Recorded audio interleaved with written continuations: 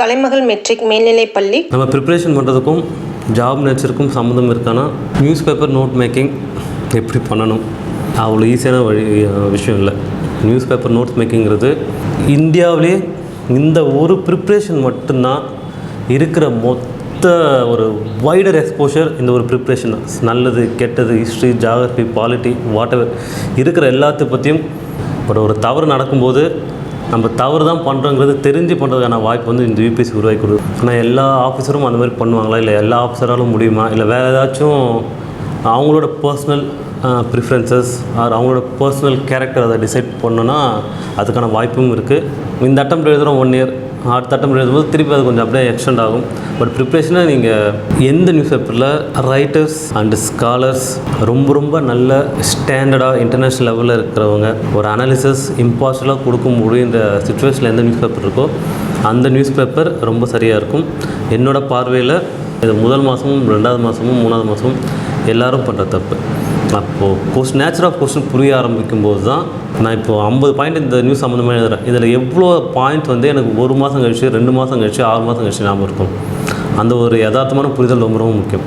அப்போ நம்ம நோட்ஸ் எடுக்கும்போது கலைமகள் மெட்ரிக் மேல்நிலைப்பள்ளி, காட்டுமன்னார் கோயில். யூத் பேப்பரின் இனிய வணக்கம். யூத் பேப்பர் நண்பர்களுக்கு வணக்கம். Raghupathi, 2020 batch, IPS officer, Chidambaram ஏஎஸ்பியாக ஒர்க் பண்ணிகிட்ருக்கேன். நம்ம ப்ரிப்ரேஷன் பண்ணுறதுக்கும் ஜாப் நேச்சருக்கும் சம்மந்தம் இருக்கானா, அது எனக்கு தெளிவாக சொல்ல தெரியல.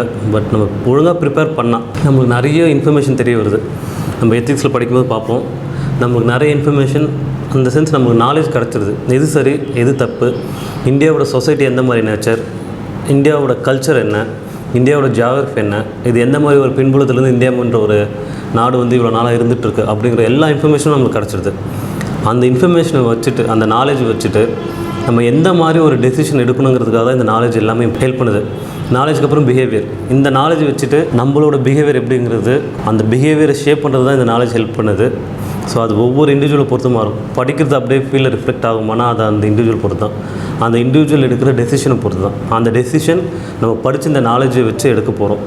ஆனால் எல்லா ஆஃபீஸரும் அந்த மாதிரி பண்ணுவாங்களா, இல்லை எல்லா ஆஃபீஸராலும் முடியுமா, இல்லை வேறு ஏதாச்சும் அவங்களோட பர்சனல் ப்ரிஃபரன்சஸ் அவங்களோட பர்சனல் கேரக்டர் அதை டிசைட் பண்ணோன்னா அதுக்கான வாய்ப்பும் இருக்குது.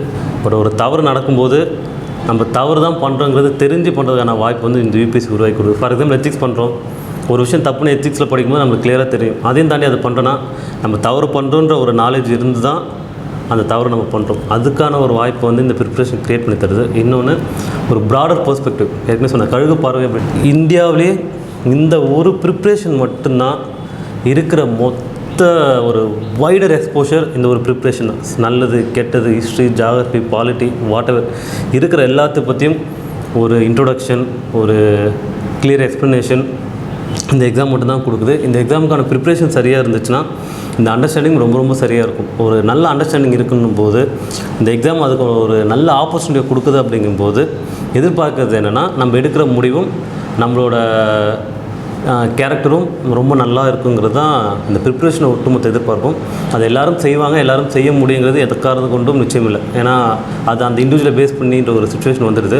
பட் கொடுக்குற அந்த கேரக்டர் மோல்டு, அந்த ஒரு பேசிக் ஒரு ஷேப்பை ஒவ்வொரு ஆஸ்பிரண்ட்டுக்கும் ஒவ்வொரு ஆஃபீஸருக்கும் யூபிஎஸ்சி கண்டிப்பாக க்ரியேட் பண்ணி கொடுக்குன்னு தான் சொல்ல முடியும். அந்த வருஷம் எக்ஸாம் எழுதும்போது அந்த வருஷத்துக்கான கரண்ட் அஃபேர்ஸ் போதுங்கிறது தான் வழக்கமாக இருக்கிற ஒரு விஷயம். டைம் பீரியட் இதுக்கு இந்த அட்டம் எழுதுகிறோம் 1 இயர், அடுத்த அட்டம் எழுதும்போது திருப்பி அது கொஞ்சம் அப்படியே எக்ஸ்டெண்ட் ஆகும்.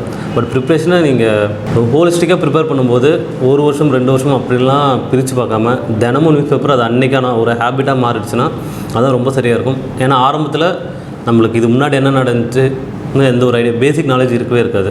பட் அதே நியூஸ் பேப்பர் ஒரு 3 மாதம் கழித்து படிக்கும்போது நம்மளுக்கு கிளியராக என்ன நடந்திருக்குன்றது புரிய ஆரம்பிச்சிடும். ஏன்னா ஒரே நியூஸ் திருப்பி நியூஸில் வரும். ஒரு 10 டைமாவது அந்த ஒரு நியூஸ் கண்டிப்பாக நியூஸ் பேப்பரில் வரதுக்கான வாய்ப்பு இருந்துகிட்டே இருக்கும். ஏன்னா ஒரு வருஷம் ஃபுல்லாக எவல்யூஷன் ஆகிட்டே இருக்குது. அப்போ அது நியூஸில் வந்துடும்.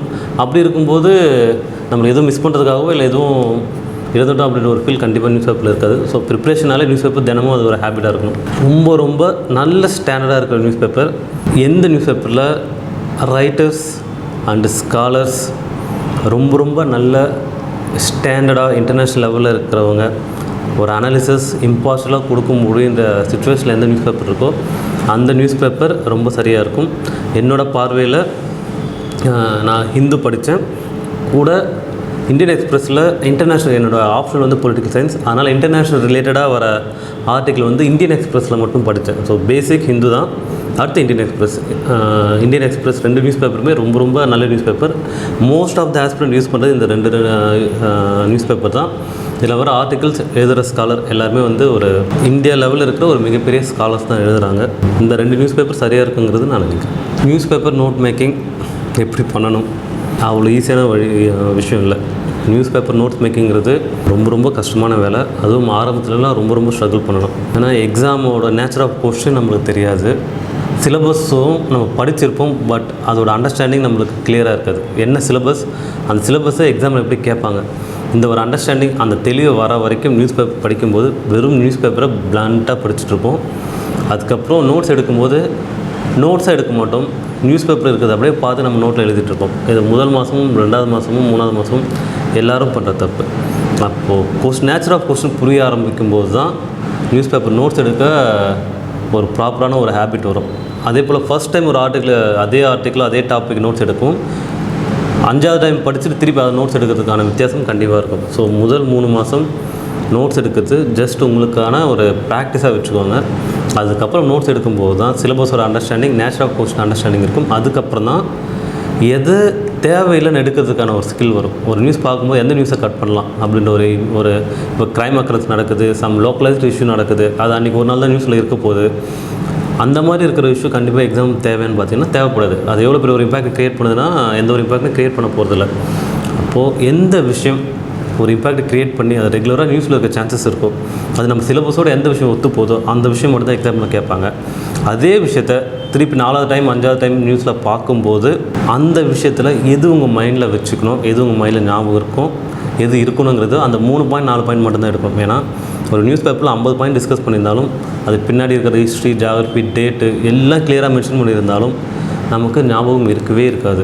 ஒரு 3 பாயிண்ட் நம்ம பாயிண்ட்ஸ் டு நோட் அப்படின்வாங்க, அந்த பாயிண்ட்ஸ் மட்டும்தான் நம்ம எக்ஸாமுக்கு ஞாபகம் இருக்கும். நான் இப்போது 50 பாயிண்ட் இந்த நியூஸ் சம்மந்தமாக எழுதுகிறேன், இதில் எவ்வளோ பாயிண்ட் வந்து எனக்கு 1 மாதம் கழிச்சு, 2 மாதம் கழிச்சு, 6 மாதம் கழிச்சு ஞாபகம் இருக்கும். அந்த ஒரு யதார்த்தமான புரிதல் ரொம்ப ரொம்ப முக்கியம்.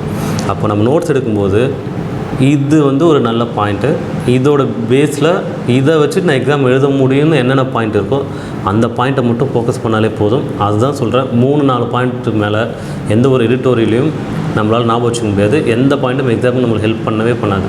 இப்போ ஃபஸ்ட்டு 3 மாதம் கண்டிப்பாக ஸ்ட்ரகிள் இருக்கும், அதை விட்டுடுங்க. பட் போக போக உங்களுக்கே ஒரு அண்டர்ஸ்டாண்டிங் வர ஆரம்பிச்சிடும். இது எக்ஸாமுக்கு தேவையில்ல, இந்த பாயிண்ட் எக்ஸாமுக்கு தேவையில்ல, இது இந்த டேட்டோ இந்த ஃபேக்டோ எழுதி வச்சாலும் எக்ஸாமுக்கு எனக்கு மறந்துடும் அப்படின்னா அந்த பாயிண்ட்ஸ் எதுவுமே தேவையில்ல, விட்டுருங்க. எக்ஸாமுக்கு எந்த பாயிண்ட் தேவையோ அதை மட்டும் எழுதி வச்சுக்க ஆரம்பிச்சிடலாம். கலைமகள் மெட்ரிக் மேல்நிலைப்பள்ளி, காட்டுமன்னார் கோயில்.